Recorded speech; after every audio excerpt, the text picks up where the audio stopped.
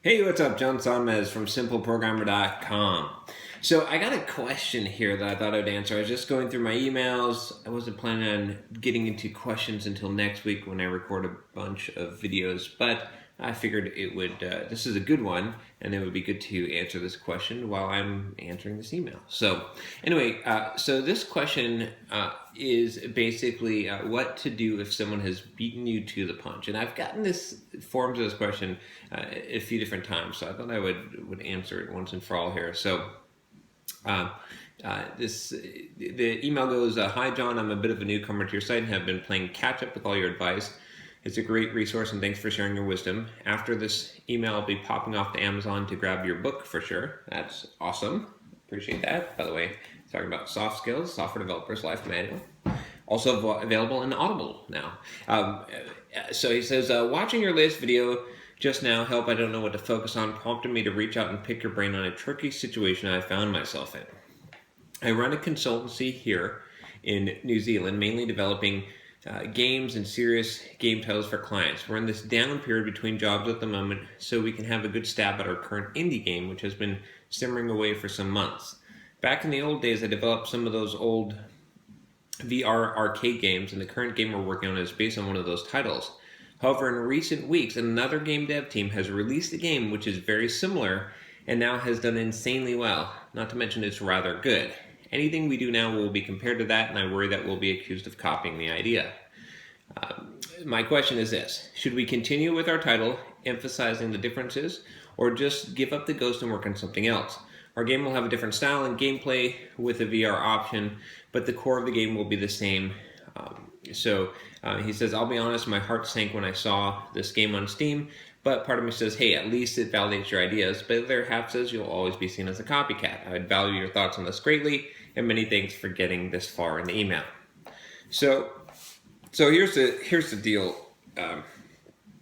I wouldn't worry about this, right? So I like that phrase that there's nothing new under the sun, and I totally think that's true. Like, I mean, no matter what you do, someone has done it before or some variation of it, and it could be perceived as copying. I mean, obviously you're not copying here, and even if you were, even if you looked at the best game, and you made sort of a clone of that, assuming you didn't just like take the source code and copy it, I don't know if I would really have a problem with that today. That's the way markets work. Plenty of people will do that to you, and and that's, I mean, heck, that it happens at the high business level. I mean, no offense to Microsoft, I love Microsoft, but Microsoft is sort of famous for doing that, right?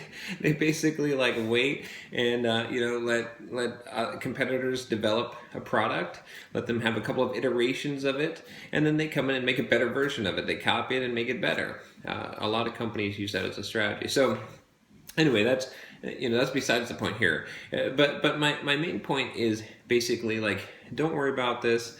There's plenty of room in most markets, especially I would say the game market. I mean, I'm not an expert in game development. I'm not an expert in game market. So take what I say with a grain of salt. But basically, I mean, the idea is already validated. So what if a couple of people call you a copycat? You're not. It doesn't matter. Even if you were, it doesn't matter, right? In the end, what matters to you? It matters that you build this game that you want to build, and that you make some money at it. And it sounds like you have a potential of doing both of those things. So I say go for it. Yeah, I wouldn't worry about this at all. I see it as a good thing that someone else has come up with the idea. The only downside is too bad you didn't get out there and be first to market. But hey, now you can be second to market. Maybe you can like look at their game and you can improve. You can see what look at the reviews is what I would do, and see where people are not happy with the game, and see if you can make yours better or make up for it in those areas. Anyway, I really wouldn't sweat it too much. You gotta. I don't know.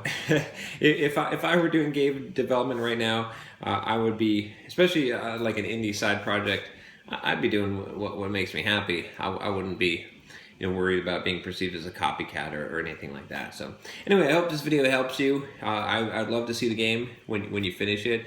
I'm jealous because I want to start doing some game development. I'm going to have to start doing that. I keep on telling myself, but I keep on always having other things I need to get done. But maybe this this will be the year, or next year will be the year.